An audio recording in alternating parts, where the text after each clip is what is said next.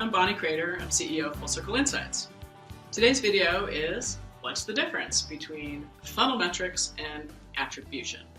Well, these are two fantastic measurements for measuring the performance of your marketing. At Full Circle, we think these are the most important because they show the impact not just on what marketing is doing, but the impact of that marketing is making on the business, on sales and revenue.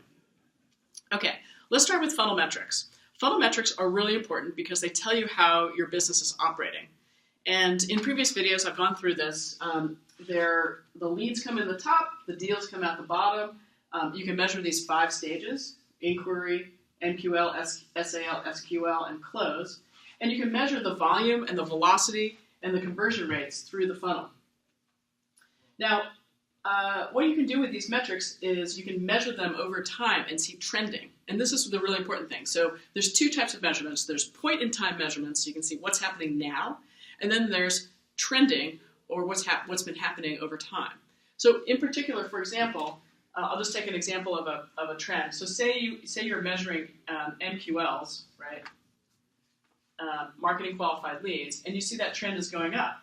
But then you also see, you're also going to measure SALs over time, and that trend is going down. So that means that marketing is generating more leads, but sales is not accepting them. So something is wrong. That is not a good trend. And that's the kind of information that funnel metrics gives you, which tells you what's going on in your process. So you have visibility, and you can actually do something about it. Now, attribution is a little bit different.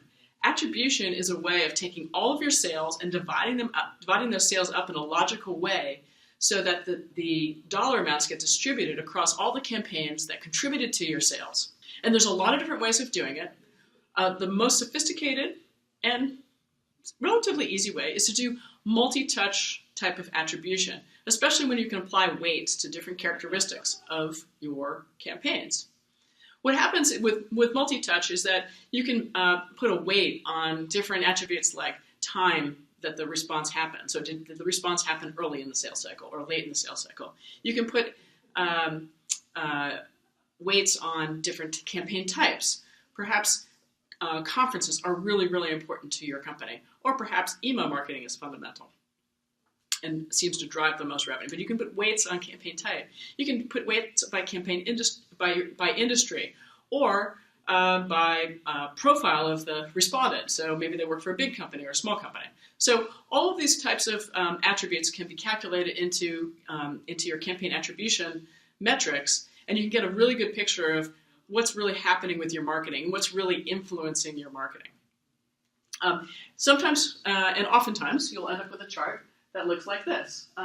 This is just an example, and in this particular example, this chart takes the revenue and divides it up by the type of campaign that the individual responded to. And you can see here that in this particular company, events has an enormous impact on revenue, less so email, search engine marketing, and ads.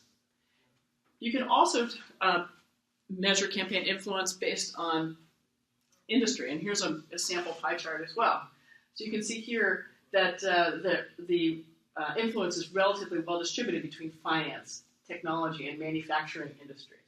And this is the kind of information that you can get from campaign attribution that will tell you a lot about how your marketing is working.